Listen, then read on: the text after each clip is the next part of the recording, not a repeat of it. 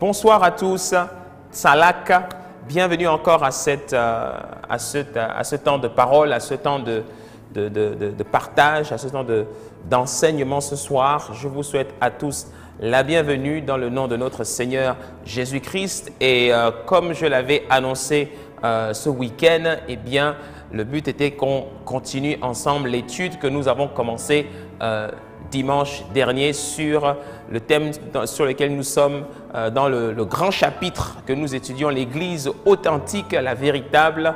Eh bien, depuis ce dimanche, nous avons touché un point extrêmement important, celui de la crainte du Seigneur. De là où vous êtes dans vos maisons, dans vos voitures, sur vos mobiles, je vous demande de vous poser, de vous mettre à l'aise, de vous détendre et surtout de focaliser votre esprit sur la parole. Si vous êtes en train de faire quelque chose en ce moment, arrêtez de faire ce que vous êtes en train de faire et concentrez-vous sur la parole, parce que la parole qui va être libérée là ce soir est une parole que j'ai reçue directement du Seigneur et qui vous est directement destinée au nom de notre Seigneur Jésus-Christ de Nazareth. Je vais tout d'abord vous inviter à prier et à recommander ce temps de partage à la grâce de notre Seigneur Jésus-Christ. Alors de là où vous êtes, élevez simplement la voix et puis simplement remerciez le Seigneur pour ce message, ce temps de partage, ce temps que nous passons dans la présence de notre Seigneur Jésus-Christ de Nazareth. Père, merci. Merci pour ta grâce, merci pour ton esprit, merci pour tout ce que tu es, merci pour tout ce que tu fais. Père, c'est une grâce de pouvoir nous retrouver tous ensemble, Seigneur, avec ton peuple, avec ta famille, avec ton Église authentique, la véritable. Je te rends grâce, Seigneur, parce que cette Église authentique, c'est celle pour laquelle tu as versé ton sang. C'est celle pour laquelle, Seigneur, tu es mort à la croix. C'est pour cette Église, Seigneur, que tu as donné ton Fils, ton unique, afin que quiconque croit ne périsse point, mais qu'il ait la vie éternelle. C'est pour cette Église, Seigneur, que tu as fait des dons au corps de Christ. Ainsi, tu as donné, premièrement, les apôtres, deuxièmement, les prophètes, troisièmement, les docteurs, Seigneur, les évangélistes et les pasteurs, Seigneur. Tu as fait des dons au corps de Christ. Pourquoi? Eh bien, pour le perfectionnement des saints en vue de l'édification, Seigneur, de tout le corps que nous sommes en vue, Seigneur, ô Dieu Tout-Puissant, du ministère, en vue de l'œuvre du ministère, Père de grâce. Merci pour ta présence, merci pour ton amour, merci pour ton onction, merci pour ta main, Seigneur, qui est étendue sur nous ce soir. Et je prie que quel que soit, Seigneur, ô Dieu, quelle que soit la situation, Seigneur, que tes enfants traversent, quelles que soient les montagnes qui peuvent se dresser devant eux, quelles que soient les difficultés que les uns et les autres traversent, je déclare et décrète que cette parole, Seigneur, qu'ils vont maintenant recevoir, Seigneur, est lancée, relâchée, Seigneur, comme un javelot qui vient se planter tout droit dans leur cœur, dans le nom puissant de Jésus-Christ.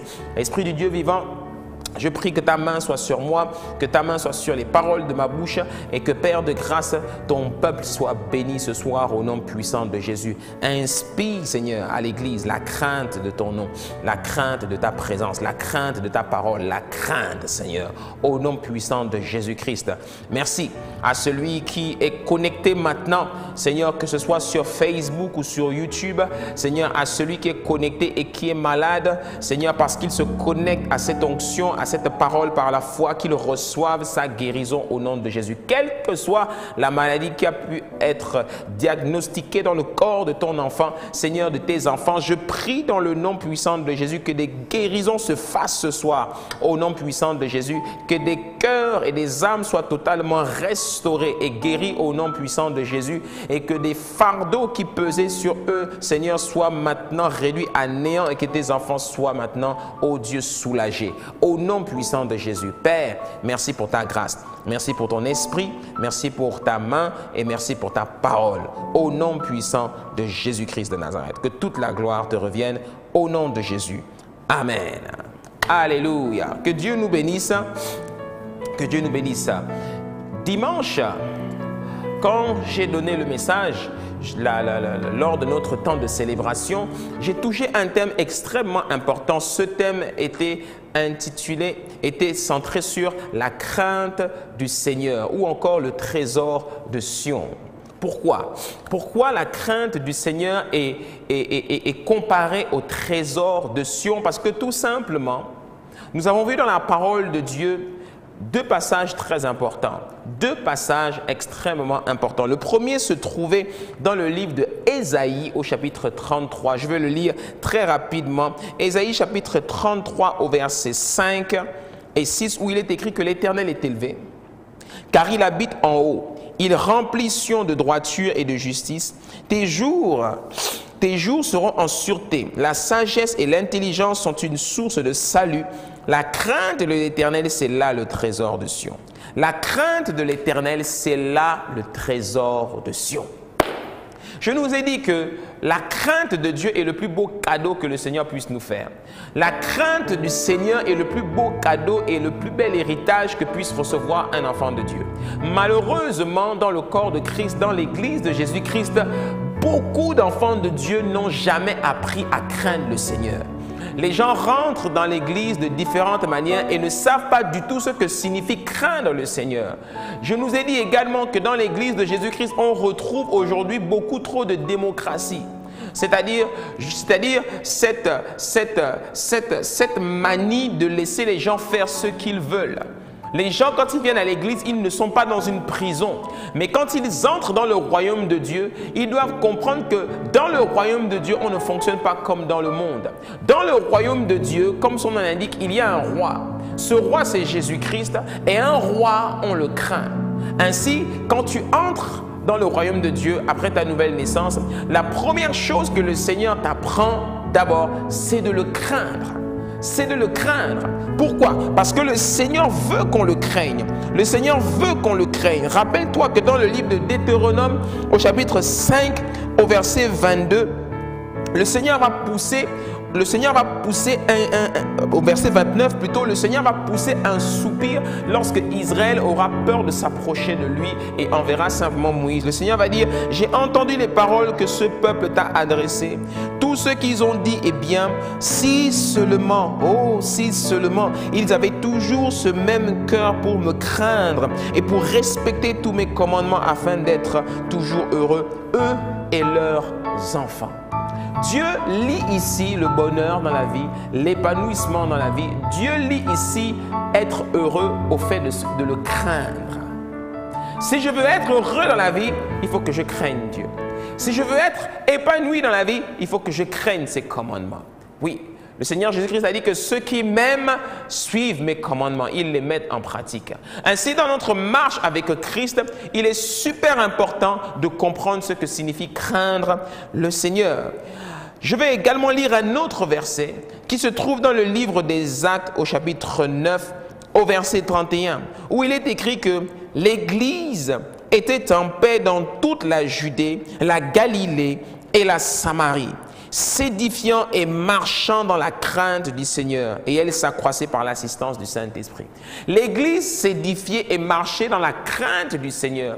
L'Église ne marchait pas dans le succès. L'Église ne s'édifiait pas dans la prospérité. L'Église ne s'édifiait pas dans toutes sortes de choses. Toutes ces choses étaient contenu dans une seule chose que l'on appelle la crainte du Seigneur. Que quelqu'un écrive sur les réseaux sociaux avec votre petit clavier, téléphone ou ordinateur, je ne sais quoi. Eh bien, vous écrivez la crainte du Seigneur. Je prie aujourd'hui que à partir de maintenant, tu puisses demander à Dieu de te donner ce qu'est la crainte du Seigneur, qu'il inculque ça dans ton cœur, ce que j'appelle la crainte du Seigneur. La crainte du Seigneur est un mystère. La crainte du Seigneur est un grand mystère. Beaucoup de gens dans l'église pensent, croient, sont convaincus qu'ils craignent le Seigneur. Mais quand tu observes les commandements, quand tu observes les attitudes, tu te rends compte que beaucoup ne craignent pas le Seigneur. Beaucoup ne craignent pas le Seigneur, beaucoup ne craignent pas Christ. Parce que quand tu vois les comportements des uns et des autres dans l'église, tu te rends compte qu'il y a beaucoup de gens qui ne craignent pas Christ. Il y a beaucoup de gens qui ne craignent pas Jésus-Christ. Pourquoi? Parce que tant que tu n'as jamais expérimenté une rencontre personnelle avec Jésus-Christ, tu ne peux pas le craindre. Quand il y a des attitudes de légèreté, des attitudes des gens qui ont des attitudes ils se permettent de faire des choses ou ils se permettent de dire des choses, ils ne craignent pas le Seigneur. J'ai insisté longuement là-dessus lors de notre dernière rencontre. C'est très important de comprendre que les premiers chrétiens dans le corps de Christ, les premiers enfants de Dieu dans le corps de Christ, craignaient le Seigneur. Il n'avait pas peur, il craignait le Seigneur. Je vais revenir dessus. La crainte du Seigneur est le fondement essentiel de la foi. C'est le fondement essentiel de notre relation avec Dieu. Si ce fondement n'est pas posé au début de la marche avec Christ, il est fort probable que la personne, tôt ou tard, s'égare dans sa marche avec Christ. Parce que naturellement, l'homme est quelqu'un d'arrogant et d'orgueilleux. L'humilité, ce n'est pas un acquis. L'humilité s'enseigne, l'humilité s'apprend. Et c'est Dieu qui te l'apprend, c'est Dieu qui te l'enseigne. Alléluia. Hein? Donc, j'ai posé une question. Qu'est-ce que la crainte du Seigneur? Aujourd'hui, nous sommes en Christ. La question qui se pose, c'est qu'est-ce que la crainte du Seigneur? La crainte du Seigneur, tout à l'heure, on disait que c'était un trésor, mais de manière pratico-pratique, dans ma vie de tous les jours, qu'est-ce que c'est que la crainte du Seigneur? Hein? J'ai dit qu'avant de comprendre d'abord ce qu'est la crainte du Seigneur, il est important de retenir que la crainte du Seigneur, ce n'est pas la peur. La crainte du Seigneur, ce n'est pas la peur. Ce n'est pas la peur que l'on a lorsqu'on est surpris. Ce n'est pas la peur que l'on a lorsqu'on est en train de vouloir faire un accident. Ce n'est pas la peur que l'on a lorsqu'on est face à un démon. Ce n'est pas la peur que l'on a devant les hommes. Lorsque l'on cherche à toujours plaire aux hommes, lorsque l'on est prêt à désobéir à Dieu pour faire plaisir aux hommes, lorsque l'on est prêt à ne pas suivre Jésus-Christ parce qu'on veut plaire aux hommes. Et beaucoup aujourd'hui dans leur marche avec Christ veulent plaire aux hommes, sont beaucoup dans les apparences. Dites-moi les apparences. Les apparences, c'est quelque chose d'extrêmement dangereux. S'il y a bien une chose que je vous encourage à ne pas suivre, c'est bien de suivre la majorité, les foules. Les foules sont beaucoup dans les apparences. Les foules se trompent très souvent. Les foules souvent sont contraires à ce que Dieu nous recommande. Alléluia. C'est pour cela que c'est très important de ne pas être dans les apparences, mais d'être sincère dans sa foi avec Dieu. Et beaucoup ne sont pas sincères dans leur foi avec Dieu. C'est extrêmement important. La crainte du Seigneur, ce n'est pas la peur des hommes. Et la crainte du Seigneur, la véritable, ce n'est pas la crainte religieuse, celle qui affecte nos comportements, mais qui n'affecte pas nos cœurs. La véritable crainte du Seigneur, c'est celle qui affecte notre cœur, notre esprit, notre âme et nos comportements. Hein? C'est pour cela que Dieu avait dit dans Ésaïe 29, 13 que la crainte qu'il a de moi, ce peuple n'est qu'un précepte de tradition humaine. Pourquoi? Parce que son cœur est éloigné de moi. Il m'honore de la bouche et des lèvres, mais son cœur est éloigné de moi. Et beaucoup sont comme ça. La crainte du Seigneur, qu'est-ce que c'est? La crainte du Seigneur, c'est un respect profond de Dieu. C'est un respect profond, une profonde estime de Dieu lui-même. La crainte du Seigneur, c'est la vénération du Seigneur. C'est la vénération de Dieu lorsque l'on a reçu une révélation de lui. Je prie que le Seigneur se révèle à toi. Je prie que le Seigneur se révèle à toi dans ta vie. Je prie que tu aies une véritable révélation de Dieu dans ton cœur et que tu le vénères. On ne vénère pas les hommes, on ne vénère pas l'argent, on ne vénère pas le matériel, on vénère Dieu. La crainte du Seigneur, c'est un profond respect. La crainte du Seigneur, c'est une vénération de Dieu. Et la crainte du Seigneur, c'est se soumettre à lui. Se soumettre au Seigneur. Et il est important de comprendre que si Dieu veut te faire confiance et marcher avec toi, eh bien, il va t'enseigner à te soumettre à lui. Amen. Jésus-Christ lui-même, qui est notre modèle parfait, et celui-là même qui nous a montré comment est-ce que nous devons craindre le Seigneur et comment nous devons lui être soumis. Alléluia. Et aujourd'hui, après avoir introduit comme cela, aujourd'hui, je voulais attirer notre attention pour aller plus loin encore dans la compréhension de ce qu'est la crainte de Dieu, la crainte du Seigneur. Aujourd'hui, je voulais attirer notre attention sur 17 vérités bibliques au sujet de la crainte du Seigneur. J'ai répertorié 17 vérités sur la base de ce que la parole de Dieu nous donne au sujet de la crainte du Seigneur. Qu'est-ce que la Bible nous dit? 17 vérités bibliques au sujet de la crainte du Seigneur. Note-le. Note premièrement que la crainte du Seigneur n'est pas un acquis, elle doit être enseignée. La crainte du Seigneur doit être enseignée à l'église pour commencer, mais dans ta marche avec Christ tous les jours. La crainte du Seigneur doit être enseignée. Livre des Psaumes, chapitre 34 au verset 12. Venez mes fils, écoutez-moi, je vous enseignerai la crainte du Seigneur. Venez mes fils, je vous enseignerai la crainte du Seigneur. La crainte du Seigneur doit être enseignée. Voilà pourquoi on peut enseigner beaucoup de choses dans l'église. On peut enseigner toutes sortes de messages dans l'église. Mais si tu enseignes plein de choses dans l'église et que les gens ne craignent pas Dieu, tu vas rater le coche. Tu vas fabriquer des gens qui sont remplis d'eux-mêmes, remplis de leur orgueil, remplis de leur centre d'intérêt, mais qui ne craignent pas Dieu. Et on le voit beaucoup dans l'église, des gens qui grandissent dans l'église, mais qui n'ont jamais appris à craindre Dieu. La crainte du Seigneur, elle s'enseigne. Ce n'est pas un acquis. Ce n'est pas parce que tu as donné ton cœur à Jésus que tu dis que tu l'aimes et que naturellement tu le crains. Parce que tu vas voir qu'il y a des petites choses que tu fais au quotidien qui montrent que tu ne le crains pas. Et je t'en parlerai plus loin. Note deuxièmement que la crainte du Seigneur te gardera du manque dans la vie, car Dieu veillera sur toi. On se pose souvent la question de savoir comment est-ce que je vais prospérer, comment est-ce que je vais gagner de l'argent. Donc souvent dans notre intellect, de manière naturelle, on met l'accent sur le faire. Sur le faire, si je fais ci, si je fais ça, si je fais ci, si je fais ça, si je travaille, si j'investis, si je fais ça, etc. J'aurai de l'argent et je ne manquerai de rien. Sache que David a dit que l'Éternel est mon berger, je ne manquerai de rien. Donc la crainte du Seigneur ne vient pas du fait que tu fais, ne vient pas du fait que tu travailles. Plutôt la prospérité, la prospérité financière, la prospérité matérielle ne vient pas d'abord parce que tu travailles ou parce que tu as beaucoup de matériel. La prospérité vient d'abord parce que tu as la crainte du Seigneur. Psaume 34, verset 10, il nous dit « Craignez l'Éternel, vous ses saints, car rien ne manque à ceux qui le craignent. Les puissants connaissent la disette et la faim, mais ceux qui cherchent l'Éternel ne sont privés d'aucun bien. » Ceux qui cherchent l'Éternel ne sont privés d'aucun bien. Je t'encourage aujourd'hui à chercher Jésus. Je t'encourage aujourd'hui à craindre Jésus et à le chercher de tout ton cœur. Et tu verras, celui à qui appartient l'or et l'argent, il va relâcher une prospérité dans ta vie, une grâce pour que tu aies la prospérité dans ta vie. Au nom puissant de Jésus, je déclare et décrète que c'est cela qui t'arrive au nom puissant de Jésus. Alléluia. La crainte du Seigneur te gardera du manque dans la vie. 3. La crainte du Seigneur t'apportera la prospérité. Les deux sont liés. Exode 1 au verset 21. Parce que les sages femmes avaient eu la crainte de Dieu, Dieu fit prospérer leur famille. Une autre version dit leur maison.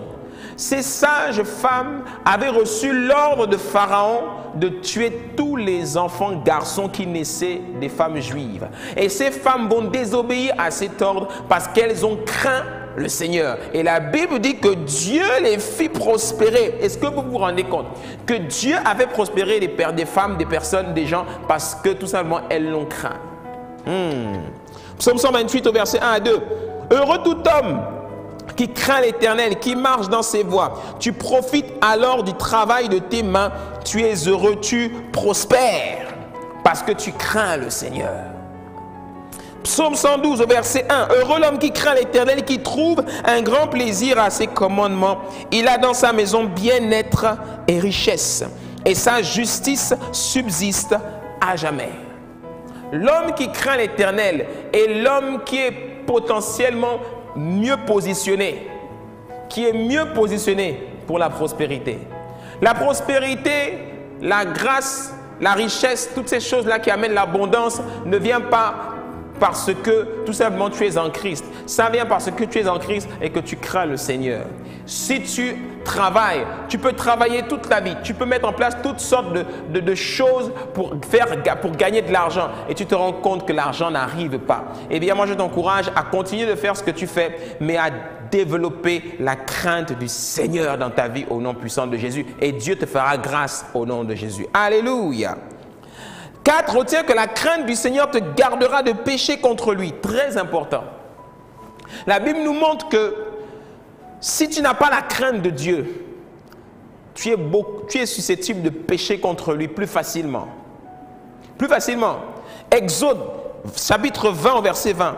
Moïse dit au peuple, ne vous effrayez pas, car c'est pour vous mettre à l'épreuve que Dieu est venu, et c'est pour que vous ayez sa crainte devant les yeux, afin que vous ne péchiez point. Tu vas voir qu'on arrive à pécher plus facilement parce qu'on ne le craint pas. Regarde le nombre de fois que tu pêches, ou bien si tu es adonné à un péché auquel tu n'arrives pas à renoncer, tu vas voir que c'est parce que, en fait, tu n'as pas la crainte de Dieu. La crainte de Dieu, ce n'est pas la peur, mais c'est ce respect profond que tu as pour Dieu au point de dire que Seigneur, même si je suis vraiment tenté, je ne le ferai pas parce que je te crains. Il y en a qui disent, moi je n'arrive pas à pécher, pourtant je crains le Seigneur, mais je n'arrive pas à m'arrêter de pécher. Je ne peux pas m'empêcher de pécher. Je ne peux pas m'empêcher de coucher. Je ne peux pas m'empêcher de voler. Sache que si tu avais la vision d'un ange qui avait son épée au-dessus de ta tête et qui était prêt à te couper la tête chaque fois que tu pécherais, je t'assure, tu trouverais la force de dire non. Tu trouverais la force de dire non. Que la grâce de Dieu soit sur toi et que le Seigneur te donne la force de toujours dire non chaque fois que la tentation se présente devant toi dans le nom puissant de Jésus-Christ. Alléluia. C'est là que je m'étais arrêté ce dimanche dernier et je continue maintenant par le point 5 où je dis que la crainte du Seigneur te gardera de maudire les personnes vivant avec un handicap. Oh! Les personnes vivant avec un handicap. Regarde ce que Dieu dit dans la Bible. Dieu dit dans la Bible ceci, Lévitique chapitre 19 au verset 14. Tu ne maudiras point au sourd et tu ne mettras devant un aveugle rien qui puisse le faire tomber, car tu auras la crainte de ton Dieu. Je suis l'Éternel. Waouh, ça c'est une parole forte. Dieu nous dit que le sourd et l'aveugle sont des gens très importants. Tu ne les maudiras pas parce que tu auras la crainte de ton Dieu. Mais si tu, au contraire, les bénis, Dieu te bénira. Il y a des manières de déclencher la bénédiction de Dieu lorsque l'on fait certaines choses. Et les gens qui vivent avec un handicap, ces gens, lorsque tu en prends soin, ces gens, lorsque tu les bénis, tu le fais parce que tu crains Dieu et parce que tu veux leur faire du bien. Le Seigneur regarde ça avec beaucoup d'attention. Le Seigneur accorde beaucoup d'attention aux personnes qui vivent avec un handicap. Et lorsque tu es un enfant de Dieu et que tu décides de leur faire du bien, le Seigneur te bénira en retour au nom de Jésus-Christ. Mais si tu es quelqu'un qui méprise les personnes qui vivent avec un handicap, tu n'as pas la crainte de Dieu et Dieu te jugera. Ouais. Et il y a quelqu'un, je sens dans mon esprit, qui est concerné par cette parole au nom de Jésus. La crainte du Seigneur, 6, fera de toi quelqu'un de très estimé et t'élèvera en supériorité devant les autres. La crainte du Seigneur fera de toi quelqu'un de très estimé et t'élèvera en supériorité devant les autres. Néhémie chapitre 7 au verset 2. Regarde ce qui est écrit. Je donnai mes ordres à Anani mon frère et à Anania chef de la citadelle de Jérusalem. Homme supérieur au grand nombre par sa fidélité et par sa crainte de Dieu.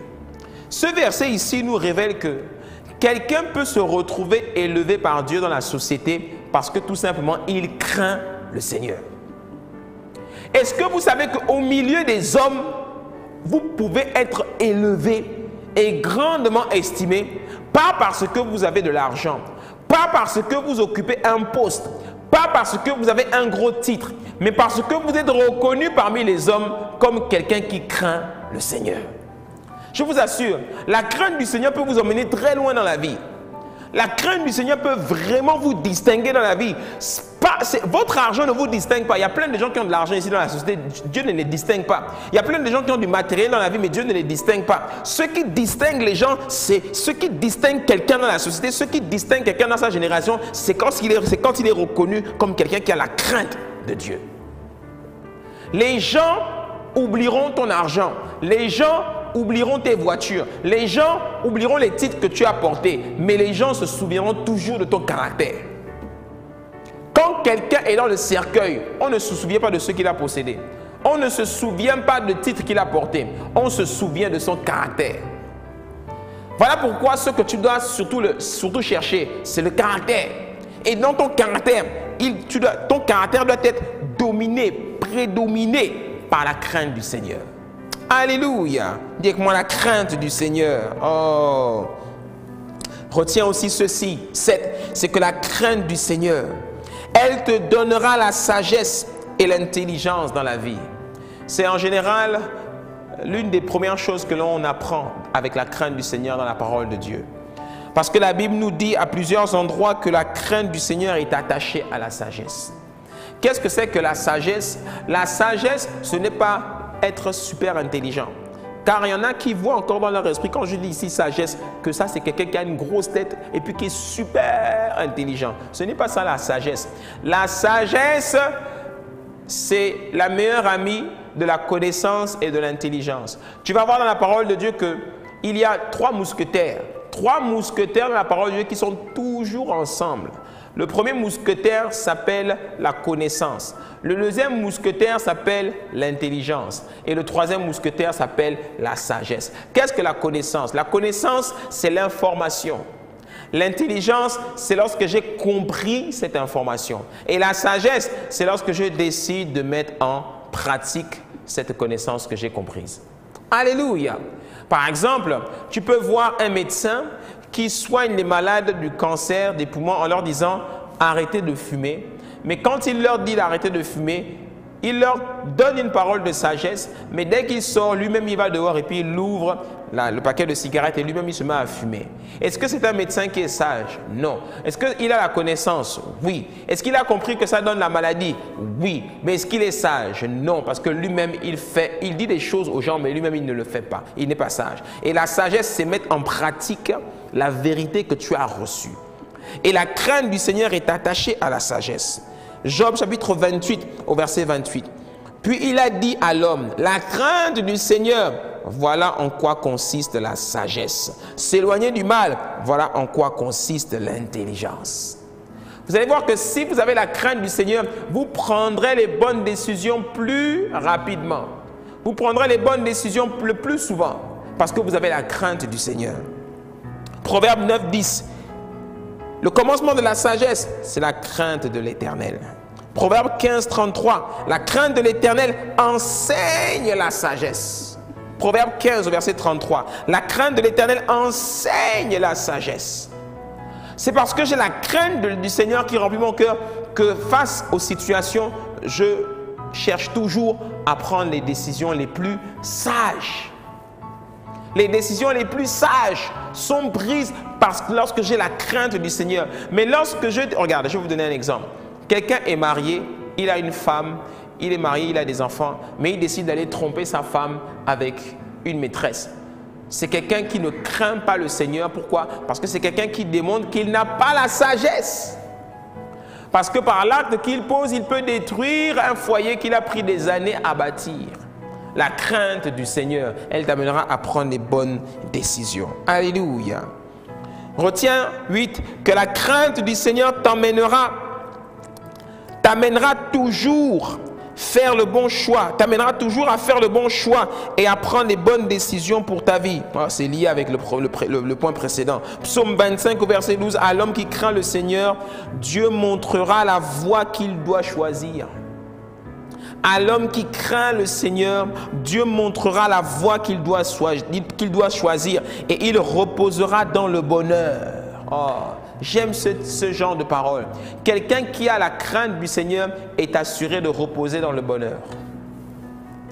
Quelqu'un qui craint le Seigneur le verra et le Seigneur veillera à ce qu'il demeure dans le bonheur. Il y a quelqu'un ici qui a besoin d'entendre cette parole. Il y a quelqu'un ici qui recherche le bonheur. Eh bien, arrête de rechercher le bonheur. Cherche la crainte du Seigneur. Parce que si tu trouves la crainte du Seigneur, tu trouveras le Seigneur. Et quand tu trouves le Seigneur, tu trouves le bonheur. Alléluia. Retiens 9, que la crainte du Seigneur fera de toi l'ami intime de Dieu. J'aime celle-là. La crainte du Seigneur fera de moi quelqu'un que Dieu aime dans l'intimité. Psaume 25 au verset 14 nous dit « L'amitié de l'Éternel » j'aime ça. « L'amitié de l'Éternel est pour ceux qui le craignent et son alliance leur donne instruction. » Le Seigneur n'est pas l'ami de ceux qui ne le craignent pas. Le Seigneur n'est pas l'ami de ceux qui n'obéissent pas. à ses commandements. Le Seigneur n'est pas l'ami de ceux qui sont têtus et qui cherchent toujours des raisons de ne pas obéir. Si vous êtes quelqu'un, vous refusez d'obéir, le Seigneur n'est pas votre ami et le Seigneur ne vous bénira pas. Une autre version de la Bible dit dans Parole vivante que l'intimité de Dieu est pour ceux qui le craignent. L'intimité de Dieu est pour ceux qui le craignent.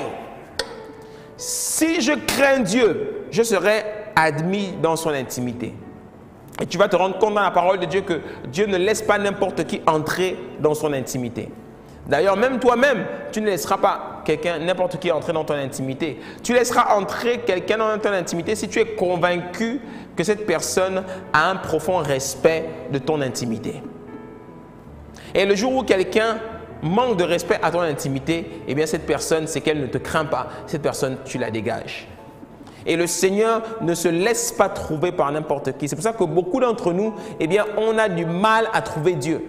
Parce qu'on ne le craint pas assez. Regardez, même dans les petites choses, dans les paroles que l'on dit, si tu es dans l'intimité, tu sauras faire la différence entre ce qui est du Seigneur et ce qui ne l'est pas. Et tout ce qui est du Seigneur, tu vas le craindre.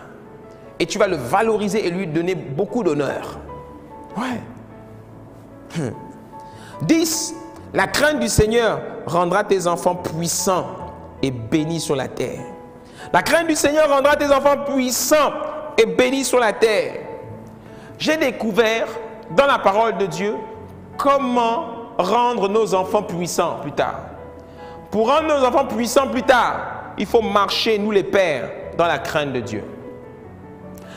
Le fait de marcher dans la crainte de Dieu, c'est un fondement que j'établis dans leur vie. C'est un fondement que j'établis dans leur vie et c'est une voie royale vers la bénédiction que je leur ouvre. Livre des Psaumes, chapitre 112, versets 1 à 3.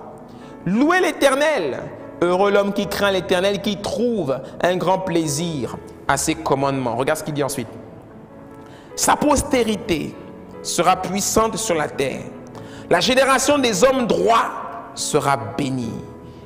Il a dans sa maison bien-être et richesse et sa justice subsiste à jamais. Sa postérité sera puissante sur la terre. La génération des hommes droits sera bénie. Pourquoi? Parce qu'il craint le Seigneur. C'est pour cela que dans Actes 9, 31, il dit que l'Église s'édifiait et marchait dans la crainte du Seigneur. L'Église était en paix parce qu'elle marchait dans la crainte du Seigneur. Aujourd'hui, il y a beaucoup de choses, beaucoup de gens qui ne sont pas en paix dans l'église. Pourquoi? Parce que dans nos églises, eh bien, elles sont remplies de gens qui n'ont pas la crainte de Dieu. De par nos attitudes, de par nos comportements, de par nos relations, de par nos cachotteries, de par notre hypocrisie. Le cœur, dis avec moi le cœur. Dans nos cœurs, on ne craint pas Dieu. Beaucoup dans nos cœurs, on a de mauvaises herbes. On a de mauvaises herbes telles que l'amertume, la rancune, l'hypocrisie, l'envie, la gourmandise, toutes sortes de convoitises, toutes ces choses-là qui minent notre âme et qui nous empêchent de craindre le Seigneur. Mais pourtant, Dieu dit que celui qui craint le Seigneur, ses enfants et les enfants de ses enfants seront puissants sur la terre. Puissants sur la terre. Ah, dis avec moi la crainte du Seigneur. Dans le livre des Psaumes, au chapitre 128, au verset 1, il est écrit que « Heureux l'homme qui craint l'Éternel et qui marche dans ses voies. » C'est la suite du psaume que nous venons de lire. « Sa femme est comme une vigne porteuse de fruits dans son foyer. » Ta femme est comme une vigne porteuse de fruits dans ton foyer. Et tes fils sont comme des plants d'olivier autour de ta table. Quel est mon propos ici? 11. C'est que la crainte du Seigneur chassera la stérilité de ta maison et rendra ta femme féconde. Un bon moyen de détruire la stérilité dans une maison, ce n'est pas de chasser le démon de stérilité. Démon de stérilité, pas. Démon de stérilité, pas. Démon de stérilité, pas. C'est compliqué. Parfois, tout ce qu'il faut, c'est juste marcher dans la crainte de Dieu. Tu marches dans la crainte de Dieu, dans l'obéissance à Dieu. Et tôt ou tard, je te le déclare et le décrète, Dieu se souviendra de toi. Dieu se souvient de ceux qui le craignent. Dieu se souvient de ceux qui le craignent. Même si Dieu t'a oublié, tôt ou tard, il se souviendra de toi. Joseph est resté dans une prison longtemps, mais il craignait Dieu. Et Dieu s'est souvenu de lui. Un jour, quelqu'un qui l'avait oublié s'est rappelé de Joseph. Et en 24 heures, Joseph, sa vie a été changée. Crains le Seigneur. Tu désires quelque chose, tu désires un enfant. Vous désirez un enfant avec ton mari. Vous désirez un enfant dans votre couple. Et vous voyez que l'enfant jusqu'ici ne vient pas. Reste tranquille. Continuez de marcher dans la crainte de Dieu. Et le Seigneur se souviendra de vous et il vous donnera un enfant. Au nom puissant de Jésus-Christ, reçois cette parole. Crains le Seigneur, marche dans la crainte de sa parole, marche dans la crainte de ses serviteurs, marche dans la crainte des choses sacrées, marche dans la crainte de sa maison. Et tôt ou tard, Dieu se souviendra de toi et il te donnera ce que ton cœur désire. Alléluia. Et tes fils, ils seront comme des plants d'olivier, c'est-à-dire ils seront solides, ils ne seront jamais malades.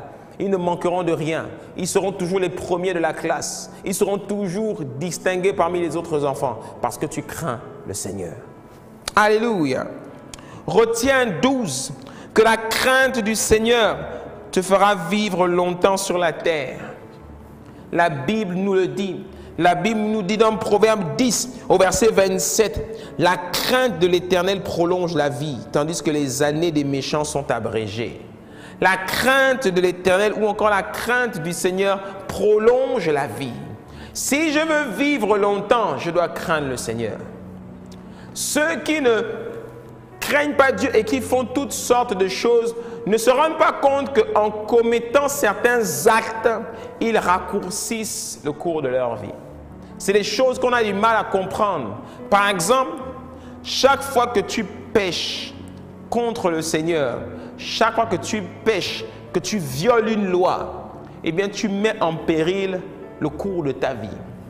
Mais les gens qui craignent le Seigneur et qui obéissent, ceux-là vivent longtemps. Pourquoi? Parce que comme je l'ai dit tout à l'heure, ce sont des gens qui savent prendre les décisions sages. Ce sont les gens qui savent veiller sur leur âme. Et ce sont des gens à qui Dieu donne de vivre longtemps. Au nom de Jésus-Christ. Que Dieu t'accorde la grâce de vivre longtemps. Que Dieu t'accorde la grâce de voir les enfants de tes enfants et les enfants des enfants de tes enfants. Au nom de Jésus-Christ. Que Dieu t'accorde la grâce de voir jusqu'à la 3e et 4e génération. Au nom de Jésus. Que Dieu t'accorde la grâce de vivre suffisamment longtemps pour voir la prospérité de tes enfants. Au nom de Jésus. Que Dieu t'accorde la grâce de vivre suffisamment longtemps pour voir tes ennemis être étonnés de ton élévation au nom puissant de Jésus-Christ. Et que Dieu accorde la grâce à tes ennemis de vivre suffisamment longtemps pour te voir être levé par Dieu au nom puissant de Jésus-Christ. Alléluia. Oh, qu'ils ne meurent pas trop vite. Parce que le Seigneur a un plan pour ta vie. Le Seigneur a un plan pour ta destinée. Le Seigneur veut t'élever. Le Seigneur veut te multiplier au centuple. Le Seigneur veut te donner beaucoup. Alors qu'il accorde à tes ennemis la grâce de vivre suffisamment longtemps pour voir ta promotion au nom de Jésus-Christ. Que quelqu'un me dise un bon amen. Retiens que 13, la crainte du Seigneur, elle te préservera du malheur. La crainte du Seigneur te préservera du malheur. Pourquoi? Parce qu'il nous est dit dans Proverbe 19 au verset 23 que la crainte de l'Éternel mène à la vie et l'on passe la nuit rassasié sans être visité par le malheur. Celui qui craint le Seigneur, eh bien, c'est quelqu'un que Dieu protège du malheur. Le malheur peut avoir été envoyé par le diable contre toi, mais Dieu veillera à ce que tout trait enflammé de l'ennemi ne t'atteigne point, au nom de Jésus-Christ. Les eaux viendront, mais elles ne te submergeront pas. Tu passeras par le feu, mais le feu ne te brûlera pas. Au nom puissant de Jésus, pourquoi? Parce que la crainte du Seigneur est comme un bouclier qui te protège. Crains le Seigneur et tu passeras la nuit rassasié sans être visité par le malheur au nom puissant de Jésus-Christ. Alléluia. La Bible nous montre aussi que 14, la crainte du Seigneur te donnera un bon témoignage auprès des gens. Les gens, tu auras un bon témoignage. Tu auras un bon témoignage devant les gens, devant tes pères, devant tes contemporains, devant ta famille, parce que tu crains le Seigneur. Regarde ce qui est écrit dans le livre des Proverbes au chapitre 31, lorsque l'on parle de la femme vertueuse. Il est écrit que la grâce est trompeuse et la beauté est illusoire. C'est de la femme qui craint l'Éternel qu'on chantera les louanges, c'est-à-dire qu'on rendra un bon témoignage. Si tu as la crainte du Seigneur, les gens rendront toujours un bon témoignage de toi. Il est difficile de dire des mensonges sur quelqu'un qui a un bon témoignage. Que les gens se souviennent toujours de ton témoignage, pas de tes exploits. Que les gens se souviennent toujours de ton caractère, pas de tes exploits.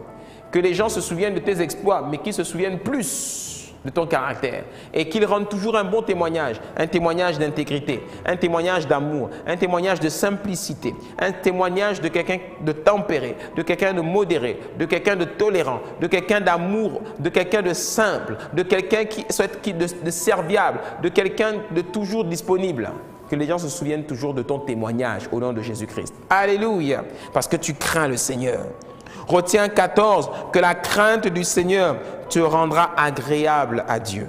Parce que dans le livre des Actes, chapitre 10, au verset 34, il est écrit que Pierre prit la parole et dit: en vérité, je reconnais que Dieu ne fait pas de favoritisme et que dans toute nation, dis bien dans toute nation, celui qui le craint et qui pratique la justice lui est agréable.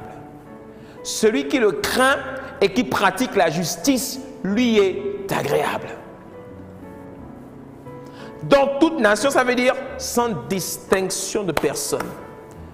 Ce n'est pas parce que je vais à l'église tous les dimanches que je suis agréable à Dieu. Ce n'est pas parce que je viens à l'église et puis je suis quelqu'un qui joue le beau tous les jours et puis tout le monde me connaît dans l'église que je suis agréable à Dieu. Non, je suis agréable à Dieu parce que je suis quelqu'un qui craint le Seigneur. Ce n'est pas parce que je suis quelqu'un qui porte la mallette de mon pasteur que ça veut dire que ça veut dire que je suis agréable à Dieu. Non. Je suis agréable à Dieu lorsque le Seigneur, quand il scanne mon cœur, il se rend compte que je crains son saint nom. Alléluia. Que Dieu t'accorde la grâce de le craindre. Amen. Que quelqu'un écrit sur Facebook, sur YouTube: Seigneur, donne-moi la crainte de ton nom. Mets dans mon cœur la crainte du Seigneur. Mets dans mon cœur la crainte de ton nom, au nom puissant de Jésus. La crainte du Seigneur te rendra obéissant devant les personnes établies en autorité sur ta vie. La crainte du Seigneur te rendra obéissant. Livre de Colossiens, chapitre 3, verset 22, retiens ceci. Serviteurs, obéissez en toutes choses à vos maîtres selon la chair. Non pas seulement sous leurs yeux, comme pour plaire aux hommes, mais avec simplicité de cœur, dans la crainte du Seigneur. C'est parce que j'ai la crainte du Seigneur que j'obéis à mes supérieurs. C'est parce que j'ai la crainte du Seigneur que j'obéis à mes conducteurs. C'est parce que j'ai la crainte du Seigneur que j'obéis à ceux qui sont au-dessus de moi. Vous allez voir que dans le corps de Christ, beaucoup ont du mal à se soumettre à l'autorité. Il est beaucoup plus facile de se soumettre à l'autorité lorsqu'on a la crainte du Seigneur. D'autre part, quand tu vois quelqu'un qui a du mal à se soumettre à l'autorité, c'est quelqu'un qui n'a pas la crainte du Seigneur. Fais très attention aux gens qui ne savent pas se soumettre aux autorités. Faites très attention aux gens qui ont du mal à se soumettre aux autorités. Ce sont les gens qui n'ont pas la crainte de Dieu. Et les gens qui n'ont pas la crainte de Dieu sont des proies faciles à l'esprit de séduction et de rébellion. Alléluia. Les gens qui ont du mal à se soumettre aux autorités que Dieu établit sur leur vie, ce sont des gens qui n'ont pas la crainte du Seigneur. Donc si c'est ton cas, si tu te reconnais là-dedans, repens-toi et demande au Seigneur de mettre la crainte de son nom dans ton cœur. Alléluia. 1 Pierre, chapitre 2, au verset 18. Serviteurs, soyez soumis en toute crainte à vos maîtres. Non seulement à ceux qui sont bons et doux, mais regarde ce qu'il dit, mais aussi à ceux qui sont d'un caractère difficile. Tu peux avoir un maître qui a un caractère difficile. Tu peux avoir quelqu'un que Dieu t'a donné et qui est compliqué. Mais Dieu dit, soumets-toi toujours à lui. Soumets-toi à lui parce que même dans sa méchanceté, Dieu te voit. Dieu voit ton cœur, Dieu voit ton attitude. Et Dieu, au temps convenable, t'élèvera et les confondra. Je le déclare et je le décrète au nom puissant de Jésus. Même à ceux qui sont d'un caractère difficile.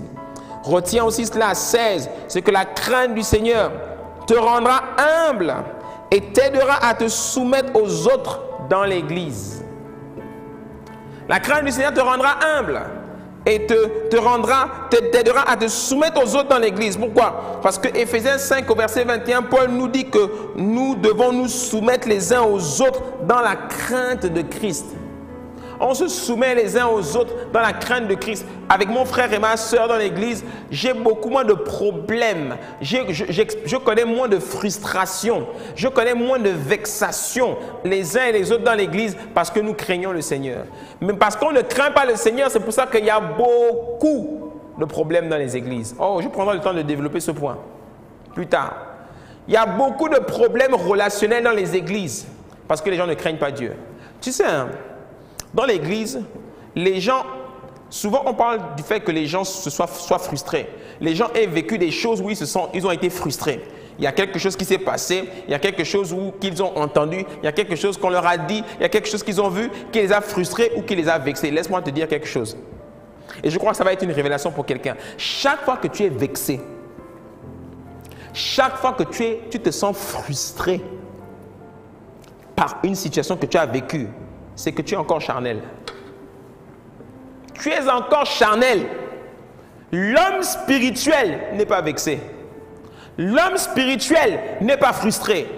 Quand quelqu'un se sent frustré parce qu'il a vécu une situation qui l'a frustré, c'est que tu es charnel, tu n'es pas encore mort. Quelqu'un qui est mort, tu le touches. Il ne bouge plus. C'est pour ça que plus tu grandis dans le Seigneur, plus tu te rapproches de Christ et plus tu vas voir que les frustrations vont disparaître. Les gens pourront te faire du mal.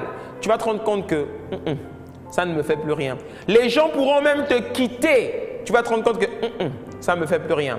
Quelqu'un qui est avec toi depuis longtemps et qui décide de quitter, qui décide de te laisser et tu te sens vexé, tu te sens frustré, c'est que tu es encore charnel. Tu dois prier pour que Dieu enlève ces émotions-là dans ton cœur et que tu sois pleinement attaché à Christ seulement. Alléluia. Si quelqu'un est avec toi et qu'il décide de te quitter, sache que cette personne n'avait pas compris ta valeur. Et sache que si Dieu a permis que cette personne te quitte, ça veut dire que cette personne ne te méritait pas. Dis avec moi, avance, docteur. Si quelqu'un décide de te quitter, de te laisser tomber, c'est que cette personne ne connaissait pas ta valeur. Dieu ne lui avait pas permis de voir ta valeur et que cette personne ne te méritait pas. Voilà pourquoi tu ne dois pas te sentir vexé. Tu dois au contraire rendre gloire à Christ et puis tu avances. Parce que devant, le Seigneur a prévu des personnes qui reconnaîtront ta valeur. Le Seigneur a prévu des personnes qui reconnaîtront la grâce qu'il a mise sur ta vie. Le Seigneur a mis devant des personnes qui te mériteront. Alléluia. Amen. Hein? Donc, si tu te sens vexé ou frustré, c'est que tu es encore charnel. Tu n'es pas suffisamment mort. Meurs. Je prie que quelqu'un meure dans son âme, meure dans ton corps, meure. Que Dieu vienne te toucher. Et quand il te touche, quand il te pince un peu, dès que tu fais aïe, il dit tu n'es pas encore mort. Allez, j'appuie encore. Il dit, et quand il appuie là, tant que tu continues de crier, il appuie jusqu'à ce que tu arrêteras de crier. Et quand tu arrêtes de crier, c'est là qu'il va dire c'est bon, il est mort. Il est mort, on peut maintenant avancer. Alléluia. Oui. Regardez, un jour les disciples sont en train de se disputer pour savoir qui est le plus grand. Jésus-Christ leur dit, si quelqu'un parmi vous veut être grand, qu'il soit votre serviteur. Mais il va plus loin en disant, mais si quelqu'un parmi vous veut être le premier, qu'il soit votre esclave. Ça, c'est une autre dimension du service. Un jour, je vous enseignerai ça. Ça, c'est une autre dimension de l'abandon à Dieu. L'esclave ne parle plus. L'esclave est le prisonnier de Christ. Donc tu peux l'insulter, tu peux l'abandonner, tu peux le quitter. Ça lui fait ni chaud ni froid. Pourquoi? Parce qu'il ne vit plus pour lui. Il ne vit plus pour lui. Sa vie est terminée. Sa vie se résume à son maître. Oh, il y a quelqu'un qui ne comprend pas ce que j'ai dit. Si tu es en Christ, le jour où tu vas atteindre la dimension d'être le prisonnier de Christ. Regarde bien dans les épîtres, Paul s'appelle dans les derniers épîtres, particulièrement dans l'épître de Timothée, Paul dit « Je suis le prisonnier de Christ. Je suis enchaîné par Christ. » Donc, que tu m'aimes ou que tu ne m'aimes pas, ce n'est pas mon problème, tant que mon Seigneur m'aime.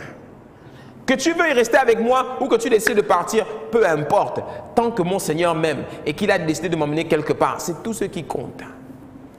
Donc, je ne peux pas me sentir vexé parce que tu as décidé de ne pas m'aimer. Je ne peux pas me sentir vexé parce que tu as décidé de ne pas rester avec moi. Je ne peux pas me sentir vexé parce que tu as décidé de m'abandonner. Je ne peux pas me sentir vexé de cela. Au contraire, je regarde à Christ. Alléluia. Amen. Ça, c'était pour quelqu'un. La crainte du Seigneur, elle te rendra humble et elle te rendra agréable à Dieu. Et enfin, retiens ce point qui est très important, le dernier point, 17. La crainte du Seigneur te fera marcher dans la sanctification. La crainte du Seigneur te fera marcher dans la sanctification. Parce qu'il dit dans 2 Corinthiens chapitre 7 au verset 1, « Ayons donc de telles promesses, bien-aimés, purifions-nous de toute souillure de la chair et de l'esprit, en achevant notre sanctification dans la crainte de Dieu. » En achevant notre sanctification dans la crainte de Dieu. Plus je crains le Seigneur, mieux je pourrai me sanctifier. Plus je crains le Seigneur, mieux je pourrai marcher dans l'obéissance à ses commandements. Alléluia. Je prie dans le nom de Jésus-Christ que tu achèves ta sanctification dans la crainte de Dieu et que rien ne vienne t'éloigner de cette sanctification, que rien ne vienne t'éloigner de la présence de Dieu et que rien ne vienne ternir ta sainteté. Alléluia. Je vais terminer avec ce verset où il est écrit que la crainte du Seigneur, c'est la haine du mal, dans Proverbe 8, 13. La crainte du Seigneur, c'est la haine du mal. Tout ce qui t'éloigne de Dieu, c'est le mal. Tout ce qui t'éloigne de sa parole est mal. Tout ce qui t'éloigne de sa présence est mal. Tout ce qui t'éloigne de l'amour que tu as pour Christ est mal. Ainsi, tu dois toujours chercher à le craindre. Et plus tu le crains, mieux tu obéiras. Plus simple sera pour toi d'obéir à sa parole, à sa parole. Alléluia. Voilà ce que vous devez retenir. Voilà ce que vous devez retenir. Regarde dans le livre de Jérémie, au chapitre 32, au verset 39. Il dit, je leur donnerai un même cœur et une même voix. Écoute bien ce verset. J'ai fait exprès de terminer par ce verset parce que tout simplement, il y a une vérité fondamentale là-dedans. Je leur donnerai un même cœur et une même voix, afin qu'ils me craignent toujours pour leur bonheur et celui de leurs enfants après eux. Je traiterai avec eux une nouvelle alliance, une alliance éternelle. Je ne me détournerai plus d'eux. Je leur ferai du bien et je mettrai ma crainte dans leur cœur afin qu'ils ne s'éloignent pas de moi. Et je prendrai plaisir à leur faire du bien et je les planterai véritablement dans ce pays de tout mon cœur et de toute mon âme. Waouh! Dieu dit ici quelque chose. Dieu dit ici premièrement que il va te donner un cœur. Si tu décides de le suivre, il va te donner un cœur. La marche avec Dieu là, c'est une affaire de cœur. Je prie qu'un jour tu comprennes ça. Que la marche avec Dieu, c'est une affaire de cœur. Ce n'est pas une affaire d'être dans une église ou d'être auprès d'un pasteur ou d'être auprès d'un prophète. Ça n'a rien à voir. La marche avec Dieu, là, c'est une affaire de cœur. Dieu ne regarde pas aux apparences, il regarde au cœur. Et la plupart des gens regardent aux apparences. La plupart des gens regardent aux actions que tu fais. La plupart des gens regardent au costume que tu portes. La plupart des gens regardent à l'argent que tu as. Mais Dieu regardera toujours à ton cœur. Ton cœur. Ce qui fait la distinction des gens qui réussissent et qui accomplissent des exploits avec Dieu, ce sont les gens qui ont le cœur de Dieu. Moi, c'est ce que je recherche, le cœur de Dieu. Et je t'invite à rechercher la même chose que moi. Je leur donnerai un même cœur. Et plus loin, il dit, je mettrai ma crainte dans leur cœur, afin qu'ils ne s'éloignent point de moi.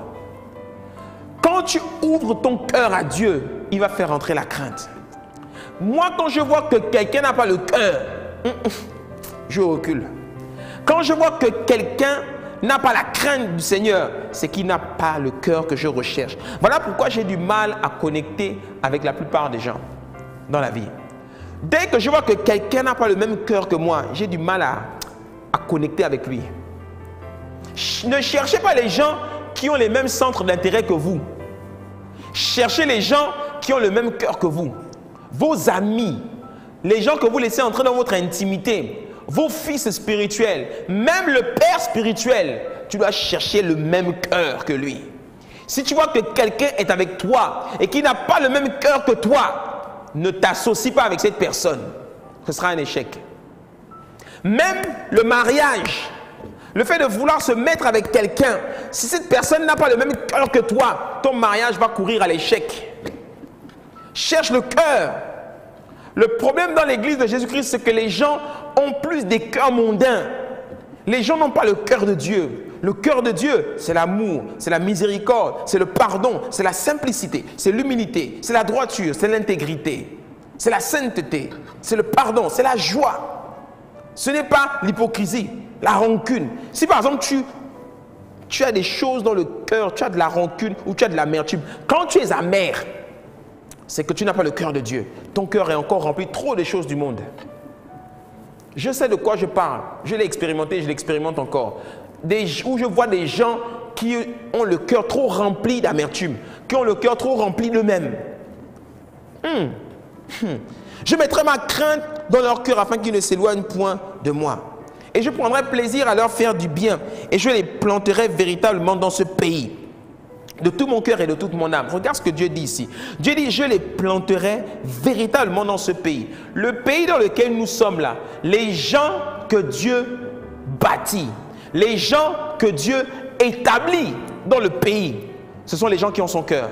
Quand je dis les gens que Dieu établit, je ne suis pas en train de te parler des titres ou des positions. Le fait d'appartenir à une institution ou d'occuper un poste dans une haute administration, ce n'est pas de ça dont je te parle. Je te parle d'être établi dans les cœurs des gens. Quand Dieu établit quelqu'un, il prend les cœurs des gens et puis il fait en sorte que les cœurs des gens vont s'attacher à toi.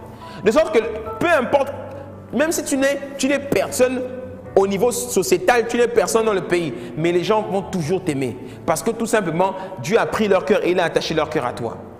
Que les gens t'aiment pas parce que tu as un titre, que les gens t'aiment parce qu'ils savent reconnaître en toi le cœur de Dieu. C'est ce qu'il faut chercher. Le problème aujourd'hui, c'est que dans l'église, les gens ne cherchent plus le cœur de Dieu.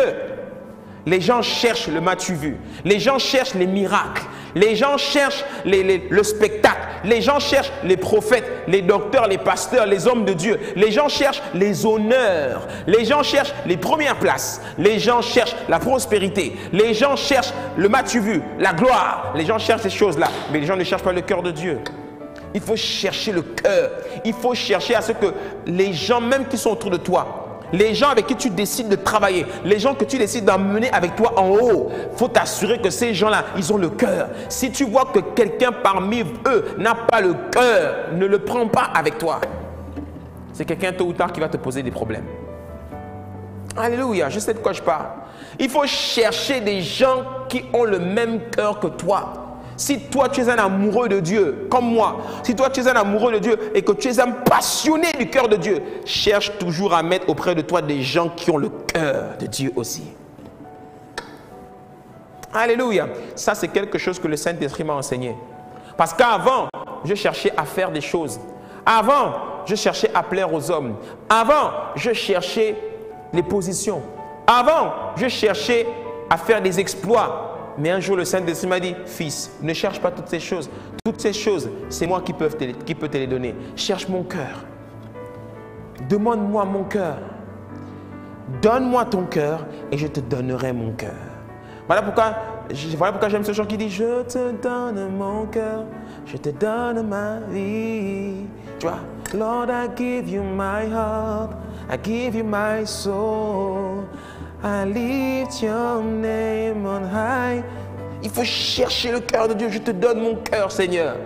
Je te donne tout ce que j'ai dans mon cœur. Et c'est pour ça que c'est la plus belle de toutes les prières. Seigneur, je te donne mon cœur. Donne-moi ton cœur. Mets dans mon cœur la crainte de ton nom. Que Seigneur, chaque fois que je m'apprête à faire quelque chose qui peut te déshonorer, que mon cœur me dise que ce n'est pas bon. Regardons la Bible. David entre dans la grotte où Saül est en train de dormir. Et David veut faire du mal à Saül. Finalement, David décide de ne pas toucher le roi Saül. Et David prend son couteau et il commence à couper le bord de la robe de Saül, simplement pour prendre un morceau de tissu de sa robe. Quand il est en train de couper le bord de la robe, que nous dit la Bible? La Bible ne nous dit pas, le Saint-Esprit dit à David, arrête de faire ça. Non, la Bible ne nous dit pas ça. La Bible ne dit pas ça, ne nous dit pas que le Saint-Esprit lui a parlé dans son esprit, arrête. Non, la Bible nous dit, quand David coupa le pan de la robe de Saül, son cœur se mit à battre. Parce qu'il avait le cœur de Dieu. Et parce qu'il s'apprêtait à faire quelque chose de pas bien. Dieu lui a parlé au travers du cœur. Quand le cœur se met à battre, est-ce que ton cœur bat pour Dieu aujourd'hui? Est-ce que ton cœur bat pour le Seigneur? Est-ce que ton cœur bat pour lui? Si ton cœur bat pour lui, gloire à Dieu. Si ton cœur ne bat pas pour lui, comment savoir que mon cœur bat pour Dieu? Comment savoir que mon cœur bat pour le Seigneur? Comment savoir que mon cœur bat pour la crainte du Seigneur? Regarde, est-ce que ton cœur bat pour son Église? Est-ce que ton cœur bat pour son âme? Posez-vous les bonnes questions. Est-ce que votre cœur bat pour ce pourquoi le cœur de Dieu bat? Le cœur de Dieu bat pourquoi? Le cœur de Dieu bat pour les âmes perdues. Le cœur de Dieu bat pour son Église. Le cœur de Dieu bat pour son œuvre. Le cœur de Dieu bat pour ses serviteurs. Le cœur de Dieu bat pour les âmes perdues. Est-ce que ton cœur bat pour les âmes perdues? Quand tu vois les gens se perdre, quand tu vois les gens qui ne connaissent pas Dieu, est-ce que ça t'interpelle? Est-ce que ça te préoccupe? Si ça ne te préoccupe pas, c'est que tu n'as pas le cœur de Dieu. Le cœur de Dieu bat pour son Église. Est-ce que tu es attaché à son Église? Quand par exemple tu es dans une église et que tu quittes facilement l'église et que tu craches facilement sur l'église qui t'a nourri pendant des années, quand tu craches facilement sur l'église qui t'a nourri pendant des années, c'est que ton cœur ne bat pas pour Dieu. Quand tu craches facilement sur les serviteurs de Dieu pour qui le cœur de Dieu bat, les amis, le cœur de Dieu bat pour ses serviteurs. Les serviteurs de Dieu, son cœur bat pour eux. Parce que ce sont ces instruments qu'il utilise pour son œuvre. Le cœur de Dieu bat pour ceux qui le servent. Et est-ce que ton cœur bat pour les serviteurs de Dieu? Voilà pourquoi chaque fois que vous voyez des personnes qui dénigrent, qui insultent et qui crachent sur les serviteurs de Dieu, ces personnes, leur cœur ne bat pas pour Dieu. Ne vous associez pas à eux. Ce sont des diables.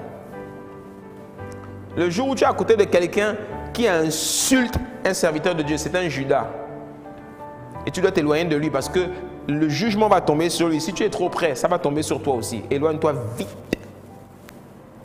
Le cœur de Dieu bat pour son œuvre dans la nation. Est-ce que l'intérêt de la nation te touche? Est-ce que l'intérêt général de la nation t'interpelle? Est-ce que l'intérêt général de la nation, la situation des plus faibles, la situation des pauvres, la situation économique de ton pays, la situation des démunis, des défavorisés, la situation des gens qui sont malades, des gens qui n'ont rien, est-ce que ça t'interpelle? Parce que le cœur de Dieu bat pour eux. Le cœur de Dieu bat pour les pauvres. Est-ce que ton cœur bat pour les pauvres? Est-ce que ton cœur bat pour ceux qui sont dans le besoin? Le cœur de Dieu bat pour les malades. Est-ce que ton cœur bat pour les malades? Est-ce que ton cœur bat pour les choses de Dieu? Pose-toi les bonnes questions. Si ton cœur bat pour l'argent, si ton cœur bat pour le travail, si ton cœur bat parce que tu veux construire ta maison, si ton cœur bat pour les choses qui sont toujours moi, maman, mi, si ton cœur bat toujours pour ça, ton cœur ne bat pas pour Dieu. Repends-toi et cherche le cœur de Dieu. Alléluia. Je mettrai ma crainte dans leur cœur afin qu'ils ne s'éloignent pas de moi. Oh, je vais m'arrêter là. Je veux qu'aujourd'hui quelqu'un entre en lui-même et qu'il s'examine de l'intérieur et qu'il demande à Dieu, Seigneur, donne-moi ton cœur. Voilà pourquoi je prie maintenant dans le nom puissant de Jésus-Christ pour toi et moi. Je prie que Dieu te donne son cœur. Élève la voix de là où tu es. Élève la voix de là où tu es. Je prie que cette parole vienne tout droit maintenant se planter dans ton cœur. Que le Seigneur la fixe, que le Seigneur l'imprègne, que le Seigneur la dépose et que ton cœur batte pour lui au nom puissant de Jésus-Christ. Seigneur, merci encore pour ton cœur. Merci, Seigneur, oh Dieu, pour la crainte du Seigneur.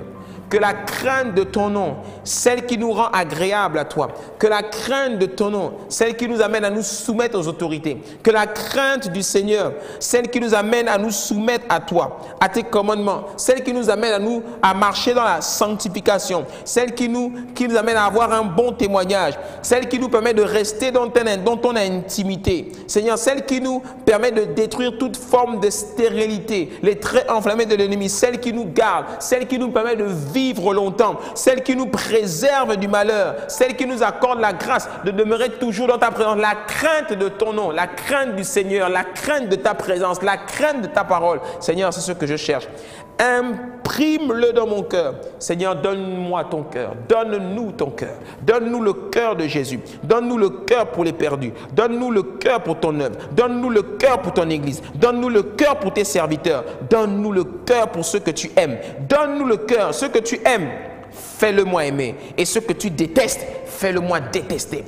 Tout ce que tu hais, que je le haïsse. Tout ce que tu détestes, que je le déteste. Tout ce que tu aimes, que je l'aime aussi. À partir de maintenant, je déclare et décrète que tout ce que le Seigneur déteste, tu le détestes aussi. Tout ce que le Seigneur hait, tu le hais aussi. Tout ce que le Seigneur réprouve, tu le réprouves aussi. Tout ce que le Seigneur éloigne de lui, tu l'éloignes de toi aussi. Au nom puissant de Jésus-Christ. Et tout ce que le Seigneur aime, à partir de maintenant, tu l'aimes. Tout ce que le Seigneur cherche, à partir de maintenant, tu le cherches. La Bible dit quoi? Le Seigneur cherche de vrais adorateurs qu'il adore en esprit et en vérité. À partir de maintenant, tu cherches à t'associer avec de vrais adorateurs. Tu fais des vrais adorateurs tes amis intimes, ceux qui adorent vraiment le Seigneur, c'est cela que tu cherches. Tout ce que le Seigneur aspire, toi aussi tu aspires. Tout ce que le Seigneur recherche, toi aussi tu recherches. Tout ce que le Seigneur désire, toi aussi tu le désires. Seigneur, donne-moi un cœur qui te désire. Donne-moi un cœur qui te cherche. Donne-moi un cœur qui te révère. Donne-moi un cœur qui te glorifie. Donne-moi un cœur qui te craint. Un cœur qui craint ton nom, qui craint ta parole, Seigneur. Oh Dieu, parce que tu déclares que tu prendras plaisir à nous faire du bien et à nous planter véritablement dans le pays. Établis dans le pays les personnes qui te craignent. Établis dans le pays les personnes qui ont ton cœur. Et toutes les personnes établies dans le pays qui n'ont pas ton cœur, tu les écartes. Mais tu établis des hommes et des femmes qui te craignent. Des hommes et des femmes qui ont ton cœur. Des hommes et des femmes, Seigneur, qui te cherchent au nom de Jésus-Christ. Père, merci pour cette parole. Merci pour ton esprit. Merci pour ta grâce. Merci parce que cette parole, Seigneur, elle tombe dans de bonnes terres et elle porte beaucoup de fruits, Père. Dans le nom puissant de Jésus-Christ de Nazareth. Alléluia. Que toute la gloire te revienne. Amen. Que Dieu nous bénisse. Que cette parole court maintenant et agisse avec rapidité dans vos vies et qu'elle ne revienne point sans avoir atteint le but pour lequel elle a été relâchée. Que chacun de vous aille dans sa maison et que chacun de vous demeure toujours enraciné dans cette parole. Au nom puissant de Jésus-Christ. Que la prospérité, la grâce, la bénédiction soient toujours attachées à votre maison parce que vous craignez le Seigneur. Au nom de Jésus, que la prospérité, la grâce, la bonne santé soient toujours attachées à chacun de vos enfants parce que vous craignez le Seigneur. Au nom de Jésus, à vous qui désirez avoir des enfants dans votre couple, dans votre mariage, que le Seigneur vous accorde la grâce d'être fécond au nom puissant de Jésus. Je bannis toute forme de stérilité qui venait bloquer l'enfantement dans votre maison. Au nom puissant de Jésus, prospérez. Enfanté au nom puissant de Jésus-Christ de Nazareth. À toi qui croule dans les dettes et dans le manque, à partir d'aujourd'hui, je brise l'esprit de précarité, je brise l'esprit de manque, je brise l'esprit de pauvreté parce que maintenant la crainte du Seigneur entre dans ta maison au nom puissant de Jésus-Christ de Nazareth. Que la faveur vous distingue et que la faveur distingue vous et vos enfants et toutes vos entreprises au nom puissant de Jésus. À vous les entrepreneurs, prospérez. Soyez bénis au nom de Jésus-Christ.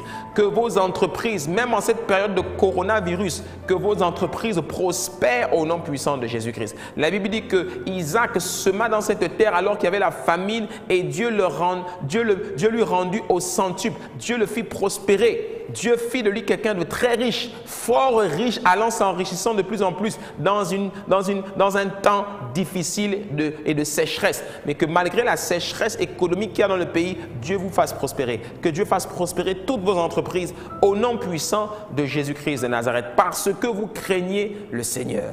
Alléluia. Et que Dieu se souvienne de toi qui a été oublié. Toi qui depuis longtemps, on t'a oublié.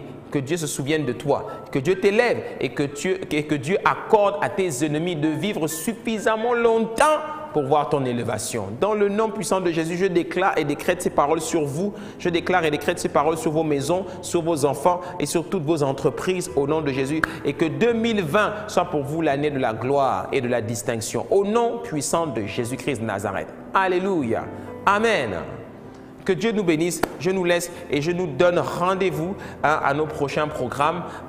Nous avons un programme du côté de Gabon Première tous les lundis, les mercredis et les vendredis à 22h30 et le dimanche à 22h. Et je nous donne également rendez-vous donc dès demain, le vendredi de demain, il y aura un programme à la télévision. Et bien entendu, rendez-vous à notre temps de célébration dimanche. Amen, dès 9h. Que Dieu nous bénisse. Passez tous une excellente soirée dans la présence de Dieu. Paix et grâce. On est ensemble. Ciao, bye bye. Tsalak.